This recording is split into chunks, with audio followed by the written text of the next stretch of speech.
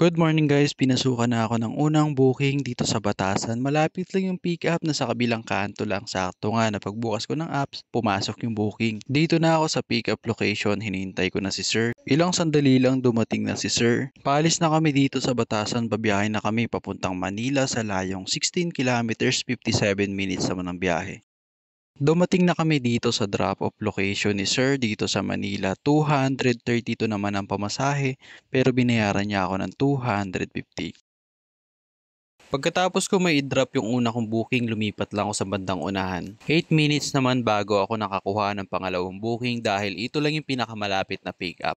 200 meters naman ang pick up. Papunta na ako sa pick up location. Doon lang din ang pick up kung saan ako nag-drop kanina ng unang booking. Dumating na ako dito sa pick up location. Ilang sandali lang lumabas na si ma'am. Inalo ko na rin ang hairnet tapos inabot ko na rin yung helmet. Bago kami umalis ni ma'am, binayaran na kagad ako sa GCash. 50 pesos naman ang pamasahe. Paalis na kami dito sa pick up location. Babiyahe na kami papuntang Adamson University sa layong 2 kilometers 9 minutes naman ang biyahe. Dumating na kami dito sa drop-off location ni ma'am. Pagkatapos kong may ibaba si ma'am dito sa drop-off location, tinanong ko siya kung okay lang ba nakasama siya sa video. Pumayag naman si ma'am. Pagkatapos kong may drop yung pangalawa kong booking, lumipat muna ako ng pwesto. Medyo natagalan ako bago makakuha ng booking dahil malalayo ang pick up. Ang kadalasang pumapasok dito sa Paco, Manila tapos sa Tondo. Umabot naman ng 10 minutes bago ako ulit nakakuha ng pangatlong booking dahil ito lang yung pinakamalapit na pick up. 1.7 kilometers, 6 minutes naman ang biyahe.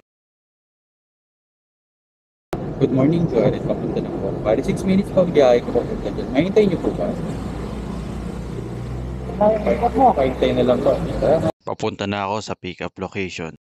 Dumating na ako dito sa pick up location. Ilang minuto lang lumabas na si ma'am. Paalis na kami dito sa Paco, Manila. Babiyahe na kami papuntang BPI San Lazaro sa layong 5.5 kilometers 28 minutes naman ang biyahe. Dumating na kami dito sa drop-off location ni ma'am. 79 naman ang pamasahe pero binayaran niya ako ng 90. Pagkatapos ko may drop yung pangatlong booking dito, naghintay na ako ng booking pabalik ng Quezon City. 7 minutes naman bago ako ulit pinasukan ng booking pabalik ng Quezon City. 480 meters ang pick up, 2 minutes naman ang biyahe. Papunta na ako sa pick up location.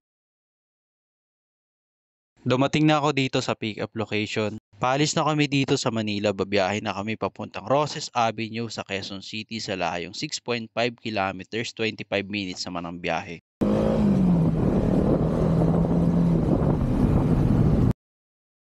Dumating na kami dito sa drop-off location ni ma'am. 90 pesos naman ang pamasahe pero binayaran ako ng 100 pesos. Ito yung last na biyahe ko ngayong umaga, babiyahe ako ulit mamayang hapon. Uuwi muna ako sa bahay.